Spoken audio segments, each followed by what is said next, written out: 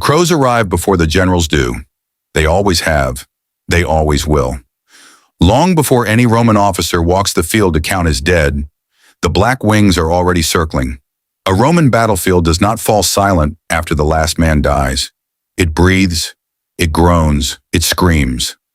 Somewhere beneath a pile of Gallic dead, a Roman legionary is still alive. His leg is crushed. He cannot move. He can only listen. He hears footsteps. He does not know yet if they belong to friends or to something far worse. This is the story of what Rome never put in its triumphal paintings, what the senators never described in their speeches, what happened in the 48 hours after the eagles stopped moving and the horns fell quiet. If you've ever wanted to understand what Roman warfare truly cost, stay with us. This is where history gets honest. The moment a Roman battle ends, the world does not reset. It ruptures. The ground is no longer ground. It is a landscape of human wreckage, stretching as far as the eye can see in every direction. Shields are split in half. Javelins protrude from bodies at impossible angles. Helmets roll slowly in the mud like dying things. The smoke from burning siege equipment still drifts across the field. It mixes with the iron smell of blood so completely that men will later say they can taste it for weeks. Roman legionaries who survived the initial clash do not celebrate. Not yet. They stand where they stopped fighting, chests heaving, hands still gripping their gladi. Their bodies have not yet understood that the killing is over. Their arms still want to thrust. Their shields still rise instinctively at sudden sounds. This is the first moment of the aftermath. Not glory, not triumph. Just men standing in filth, breathing hard, trying to remember who they are. A centurion walks through his men. He does not speak. He touches shoulders. He counts faces. His eyes move quickly, professionally, but those who know him well can see his jaws tight. He is already calculating how many he has lost. He will not allow himself to feel it yet. Feeling comes later if it comes at all. If this kind of raw, unflinching history is what you live for, subscribe now. We dig into the stories that most channels are afraid to tell. The wounded are the first sound that reshapes the silence. They do not all scream. Many of them make sounds far quieter and far more disturbing than screaming. Low moaning, wet, ragged breathing. The sound of men calling names that no one answers. Roman soldiers are trained to endure. From their earliest days in the legions, they are conditioned to suppress pain, to march through injury, to keep formation even when bleeding. But training ends at a certain threshold of suffering, and on a battlefield 2 hours after the fighting stops, that threshold has been crossed by hundreds of men simultaneously. The Romans called their battlefield medics the capsari, named for the cylindrical case, the capsa, in which they carried their bandaging supplies. They move through the Roman wounded now. They are not gentle. They cannot afford to be. Tenderness takes time, and time on this field is measured in lives. A capsarius kneels beside a legionary with a spear wound through the thigh. The man's face is white. His lips are blue at the edges. The capsarius packs the wound with linen soaked in vinegar. The soldier grabs the medic's wrist, not in aggression, in desperation. The capsarius meets his eyes for exactly 1 second, then looks back at the wound. There is no time for more than that. Across the field, another medic is doing something harder. He is deciding who to help and who to leave. The Romans understood battlefield triage long before it had a name. A man with a wound through the abdomen will not survive. The medic knows this. He moves on. The soldier watches him go and understands what that means. The understanding is written on his face. Comment below. What part of Roman history do you find most haunting? We read every reply. While the capsari work on the Roman wounded, something else is beginning on the far side of the field. The surviving enemy wounded are still out there. Thousands of them in some battles. Gauls, Germans, Dacians, Carthaginians, men who fought hard and fell and did not die quickly enough. They are not treated. They are not ignored either. Small groups of Roman soldiers move through the enemy dead and wounded in systematic sweeps. This is not looting, not yet. This is a military operation, cold and precise. The Romans called this process the perlustratio, a survey of the field, but it served a very specific secondary purpose. An enemy soldier who is wounded but still breathing is a threat. He can grab a fallen weapon. He can hamstring a passing Roman. He can live to fight again in some future campaign. The Roman solution to this was not complicated: a short blade, a practiced motion, moving on. This was not considered cruel by Roman standards. It was considered thorough. The same professionalism that built their roads and their aqueducts was applied here, on this field of broken men. Modern sensibilities recoil. But we are not here to apply modern sensibilities. We are here to understand a world that operated by entirely different logic, and to see it clearly. The sun has moved perhaps 2 hours across the sky since the battle ended. The field is beginning to change. The blood that was liquid when it fell is thickening now in the air. Where it has pooled in the low ground, it is already darkening to the color of old rust. The flies arrive in waves, first dozens, then hundreds, then clouds of them, rising and resettling as soldiers move through their midst. The smell is something no historical document fully captures, though several Roman writers come close. It is not simply the smell of blood. It is blood combined with the contents of ruptured bodies, with the ammonia of released bladders, with smoke and sweat and churned mud, and the particular sweetness of decay beginning its first hours of work. Polybius, one of Rome's most precise historians, wrote about battlefield conditions without flinching. He understood that war's true face was not the one painted on temple walls. Legionaries who are not part of the sweep teams begin a different task now. They walk among the fallen, searching for their own. A Roman soldier who falls in battle has an obligation owed to him by his surviving brothers. He must be found. He must be identified. He must be given the correct rights. This was not optional. It was not sentiment. It was Roman religious law, binding on every soldier, enforced by the very real fear of divine punishment for neglect. The soldiers search methodically. They turn bodies over. They check the military identity tags, the tesserae that some soldiers wore. They call out names. Sometimes a hand rises weakly from beneath a pile of dead. Sometimes a voice answers from a place where no voice should be able to come from. Keep watching. The next hour on this field is where Roman discipline either holds or begins to crack, and what happens is unlike anything you have been told. Among the dead, there are valuables. The Romans were not naive about this. Every culture that has ever fought a war has known it.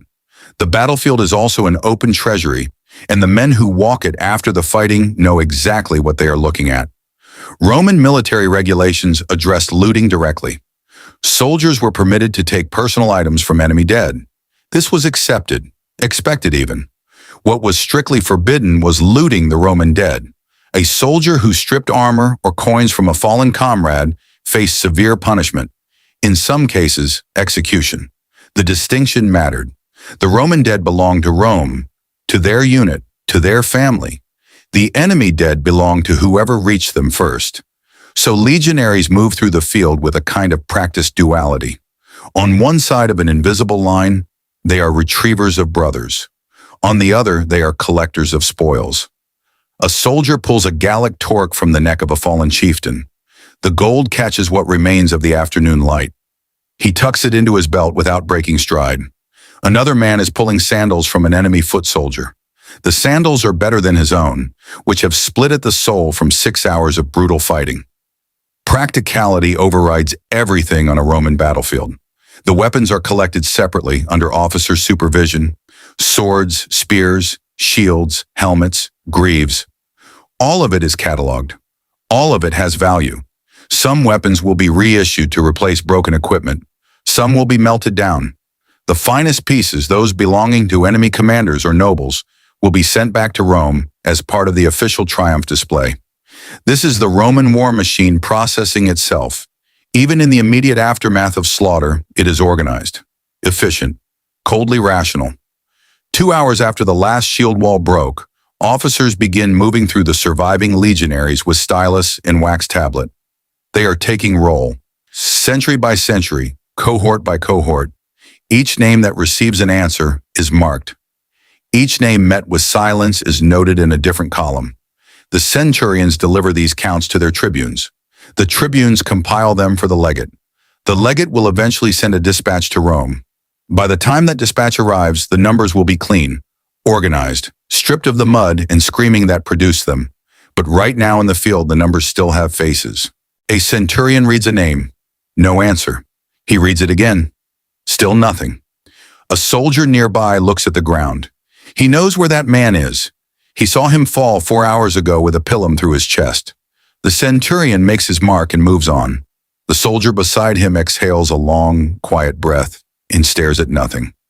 Share this with someone who thinks they know Roman history. What you're watching right now is the part of the story that gets left out of every textbook. The prisoners are assembled in groups at the edge of the field. They have been disarmed, bound, separated by rank, roughly, insofar as the Romans can determine rank from the chaos of capture. Their fate is not yet decided. That decision belongs to the commanding general, and he has other things to attend to first. But the prisoners know the range of possibilities. They are not unfamiliar with war. Some of them have watched what happens to prisoners themselves. The best possible outcome is slavery. This is not a soft fate. Roman slavery ranged from domestic service to the mines to the gladiatorial schools. But it was life. It was continuation. The worst possible outcome is execution. This too followed Roman military custom. Enemy commanders who had been particularly brutal or who led rebellions against Roman authority were often executed after capture. The prisoners watched the Roman soldiers moving around them. Some of them are praying. Some are simply very still, in the way that people become still when they have no more decisions to make. A Roman guard walks the perimeter of the prisoner group. He is not looking at them. He is looking outward, scanning the tree line for any sign of an enemy relief force. Inside the prisoner group, a wounded man is leaning against another. The second man, unwounded, holds him up silently. They do not speak. There is nothing left to say. As the sun drops toward the horizon, the light changes everything. What was difficult to see in the chaos of afternoon becomes grimly visible in the long, golden light of early evening. The scale of it. From a slight rise at the edge of the field, a Roman tribune looks out over the aftermath. He has seen battlefields before. He has been in 3 campaigns. He thinks he is past being affected. He is not past being affected. The field stretches 400 meters in front of him, covered in the wreckage of 20,000 men. The shapes in the fading light are abstract at first. Then they resolve into what they are. He turns away. He walks back to the command tent. He does not tell anyone what his face looked like in that moment. The Romans maintained their religious obligations even here, perhaps especially here. The haruspices, the religious officials who read omens and maintained ritual purity, would have performed observations before any major burial activity began. The gods had specific requirements about death and the dead. Ignoring those requirements invited divine disfavor. And a Roman army did not invite divine disfavor, not when it had further campaigns to fight. The dis manibus, the spirits of the dead, required acknowledgement. Small prayers were spoken over the fallen as they were found. Brief, formulaic, but genuine in the way that all repeated rituals eventually become genuine through sheer repetition. A soldier murmurs the words over his fallen optio. The optio, who had been alive and complaining about rations that very morning, now lies with his eyes half open, looking at a sky he can no longer see. The prayer does not take long. None of the prayers do. There are too many men and too little daylight. If history moves you the way it moves us, you know this channel is where you belong. Subscribe and join a community that actually wants the truth. The night is the hardest part, not because anything particularly terrible happens in the dark, but because in the dark, there is nothing to do but exist with what the day has been. Roman camps were strictly organized even in crisis. Sentries were posted, passwords were changed, the perimeter was walked at intervals. But inside the leather tents, in the dark, the discipline had less purchase. Men who had not spoken all afternoon suddenly needed to talk. They talked about nothing. About food, about towns they had passed through on the march, about horses, about games of dice, about women they knew in the provinces. They did not talk about what they had done or what they had seen. This was understood without anyone having to say it. Some men did not sleep at all. They lay with their eyes open and listened to the night sounds of a battlefield, which are different from any other night sounds in the world. Because the field is not fully quiet, not yet. Somewhere out there, beyond the perimeter torches, something is moving in the dark. Many things, actually. The scavengers come at night, wolves in forested regions, wild dogs in the south, foxes. In the eastern campaigns, hyenas. They are cautious at first, circling the outer edges of the field, reading the air with their noses. Then, as the camp noises settle and the torches thin, they grow bolder. This is not pleasant to describe, but it is what happened. It is what always happened on the morning after a large battle when Roman soldiers walked back out onto the field to resume their work. The sentry who first hears the sounds on the field does not go to investigate. His orders are to maintain position, but he listens, and his face in the torchlight is very controlled. Keep watching. The second dawn after a Roman battle is when the true reckoning begins, and it is nothing like what you expect. The morning of the second day arrives cold and gray. Mist sits low over the field. In the mist, the shapes of the fallen are soft-edged, almost abstract. A soldier exiting the camp at first light sees them and must consciously remind himself what they are. The work resumes with the light. Burial of the Roman dead is now the primary task. This was not simply a matter of digging holes. Roman burial custom was layered, specific, and important in ways that extended far beyond sentiment. A Roman soldier who was cremated and had his ashes properly interred could rest. His spirit would find its way. A soldier left unburied wandered. The Romans believed this with genuine conviction. So the funeral pyres begin to be constructed before the mist has fully lifted. Wood is gathered from every available source.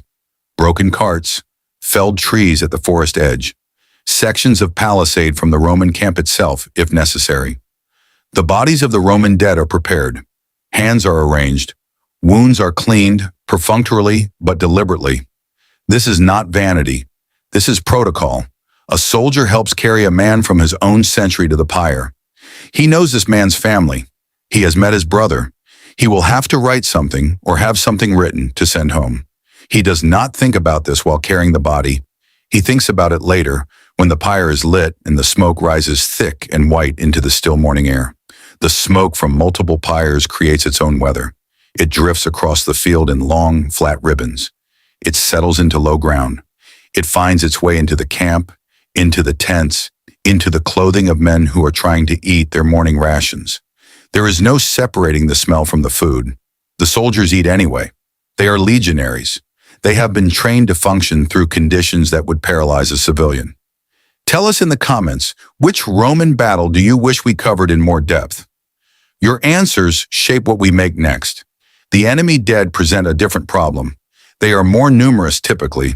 In a Roman victory, the enemy casualties vastly outnumber the Roman losses. At Cannae, 60,000 Romans fell. At Roman victories elsewhere, the enemy dead sometimes exceeded that number. These bodies cannot all be given Roman funeral rites. They would not be. They are enemy dead. But they cannot be left entirely where they lie either. Not for sentimental reasons, for practical ones. A battlefield covered in 10,000 unburied bodies in warm weather becomes a disease source within days. The Romans understood the connection between decomposition and illness, even if they did not understand it in the way modern medicine does. They had seen it. They had lost soldiers to post-battle fever outbreaks that swept through camps positioned too close to unclean fields, so the enemy dead are handled. Mass graves were dug by prisoner labor where prisoners were available. Alternatively, the bodies were gathered into large piles and burned, not with ceremony but with efficiency. These fires were darker than the Roman funeral pyres. They burned with the particular thick smoke of large amounts of organic material.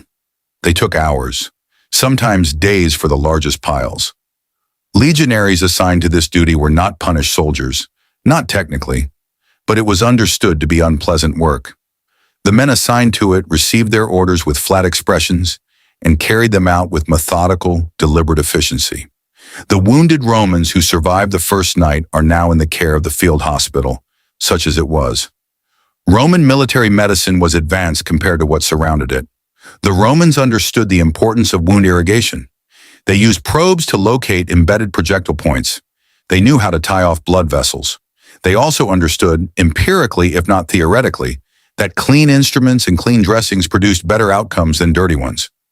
Vinegar was used extensively, not because they understood its antiseptic properties, but because experience had shown it helped. Still, there were limits. Abdominal wounds almost always killed. Head wounds that affected consciousness were largely untreatable. Infection, which they called by various Latin terms, took men who had survived the initial injury.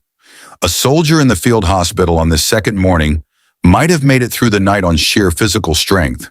He might be awake. He might even be sitting up. But the wound that seemed manageable in the cold of the night before has now begun to change color at the edges.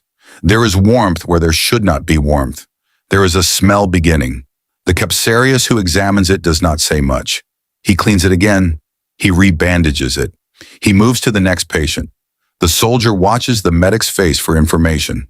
The medic's face gives nothing away. If this kind of detailed, serious, historical storytelling is what you want more of, share this video right now. Every share helps us make more. By mid-morning of the second day, something shifts in the mood of the camp. The immediate urgency of the aftermath, the triage, the counting, the securing of prisoners has passed. What remains is slower, heavier work that has no adrenaline in it. And in the absence of adrenaline, the men begin to feel what they have been carrying. Roman soldiers were not expected to be emotionless. This is a misunderstanding of Roman military culture. They were expected to be controlled, to maintain function, to prioritize the unit above personal experience. But controlled is not the same as hollow. And by the second morning, control is requiring effort. A veteran legionary, a man who has campaigned for 12 years, is assigned to help with the burial detail. He has done this before. He knows how to do it. But one of the Roman dead on this field is a man who joined his century 4 years ago, who asked too many questions and laughed too loudly at bad jokes and sent half his pay home to his mother in Campania. The veteran identifies him by the particular dent in his helmet, the same dent from a training accident years ago that the man always refused to have repaired because he thought it made him look experienced. The veteran kneels. He removes the helmet carefully. He sets it aside rather than leaving it with the body, because the body will be burned and he does not want the helmet burned. He is going to keep it. No regulation prevents this. No one would say anything even if they noticed. He stays kneeling for a moment longer than the task requires. Then he stands because he has work to do, and because the rest of his men are watching without seeming to watch, and because he is a veteran of 12 years and he knows how this works. You feel this history because it is not history from a distance. It is human. Subscribe if you are not already. We tell the full story here. The officers are under different pressures in these hours. The general, the legate, the senior tribunes, they are managing not just grief and logistics, but politics. A victory must be reported to Rome in a way that maximizes credit and minimizes the emphasis on Roman losses. The dispatch must be drafted with care. Every word will be read aloud in the Senate.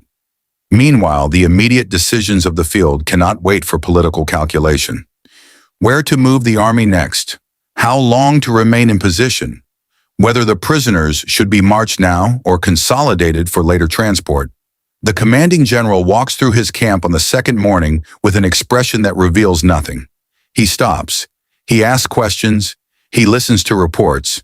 He is not unfeeling, but he has learned or taught himself to feel later, to store experiences in a part of himself that will not be opened until the campaign is over, until he is somewhere quiet, until there is time. Some men never open that place. Some generals carry their campaigns with them for the rest of their lives like unread letters. The prisoners know by now that they are going to be marched. The guards have become more attentive in the last 2 hours. Ropes have been checked. The prisoner column has been organized more tightly. Some prisoners accept this. They are alive. They will continue to be alive for now. That is something. Others are watching for opportunity, not because escape is likely, but because the habit of resistance does not simply stop because the battle has been lost. A Roman guard has watched prisoners for long enough to recognize this type on sight. He positions himself near the ones with active eyes. He says nothing to them. He simply lets them know, through positioning, through the way he holds his pilum, that he has noticed.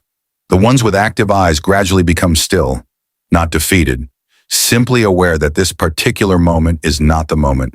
Comment your thoughts on Roman prisoner treatment.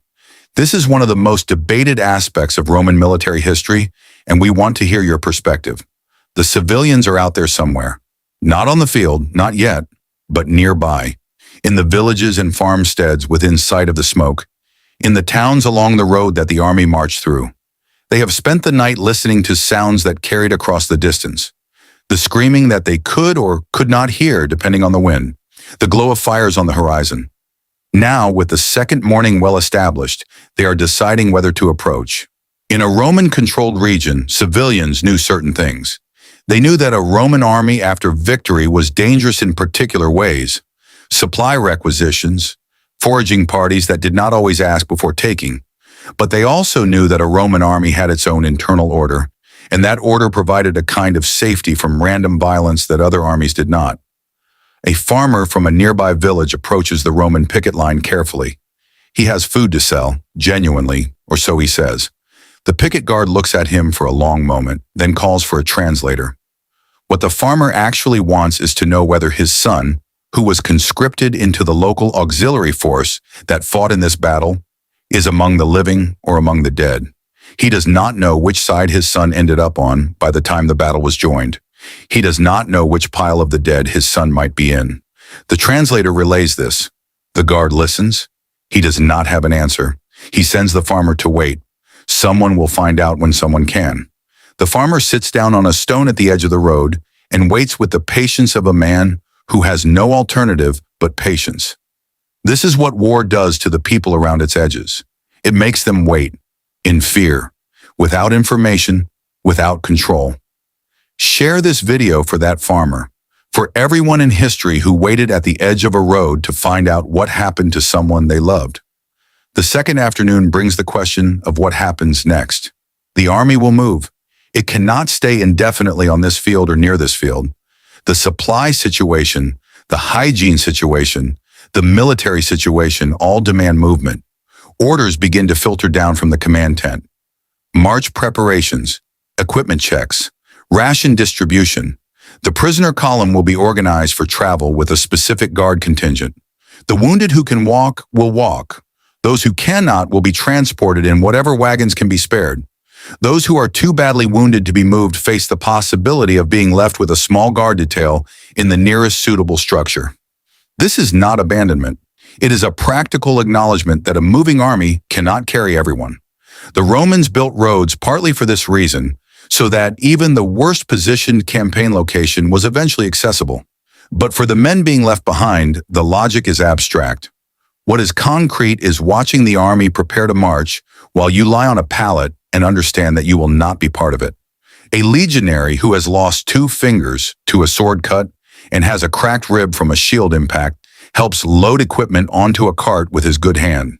He is not badly wounded by the standards of this field. He will march. He loads the cart efficiently with the particular focus of a man who needs to be doing something physical right now. The veteran who saved the dented helmet is forming up his century for the march. He counts his men twice. The first count is habit. The second count is because the numbers still feel wrong, even when they are right. 11 men are missing from the century. 11 men who formed up in the same column yesterday morning and will not form up again. The century forms up anyway. It marches when the order comes. It keeps the gap where those 11 men would have been in formation for exactly 300 meters. And then it closes the gap, because a gap in formation is a tactical liability and they are soldiers.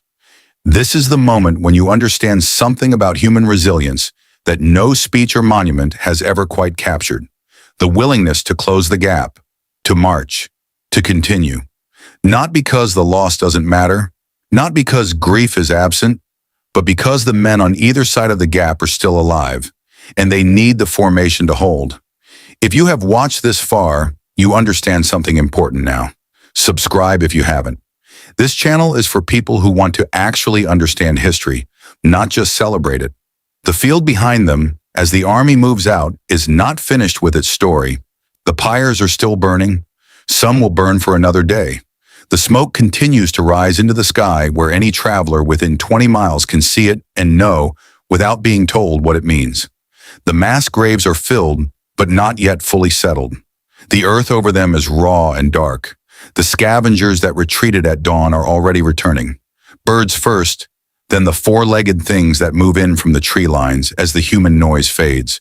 Within a week, the field will be almost unrecognizable. The blood will have been absorbed or washed away by rain. The churned earth will begin to level. Grass will begin to reassert itself. Within a year, someone will farm this ground. Perhaps they will find things when they plow. A broken sword, a piece of armor, a coin. They will set it aside or keep it or discard it and continue plowing. This is the Roman aftermath. Not stone monuments, not triumphal arches, not the clean marble faces of heroes. Wet mud and smoke and the count of the missing. A veteran's hands on a dented helmet. A farmer sitting on a stone waiting for news that may never come. A capsarius moving from one man to the next with vinegar and linen, making the decision about who can still be saved. This is what the eagles meant. Not glory, though there was glory. Not honor, though there was honor. But also this, always this. The first 48 hours after a Roman battle were not the end of anything. They were the true cost being paid, in real time, by real men, with real hands and real grief and real mud on real boots. Rome was built by men who went through this and then went through it again, campaign after campaign, year after year, and came home changed, some of them, or did not come home at all. And the world they built, the roads and the law, and the language that echoes in ours even now, all of it was built on the other side of mornings like this one. That is the dark truth about Rome, that it was worth it and it wasn't worth it at the same time. And both of those things were true simultaneously. And the men who lived it knew it, and they marched anyway. Watch our next video to go deeper into the Roman military machine. And if this moved you, if it made you see something you hadn't seen before, leave a comment below. Tell us what hit hardest, because history should hit. It should land. It should feel like something. That's why we're here.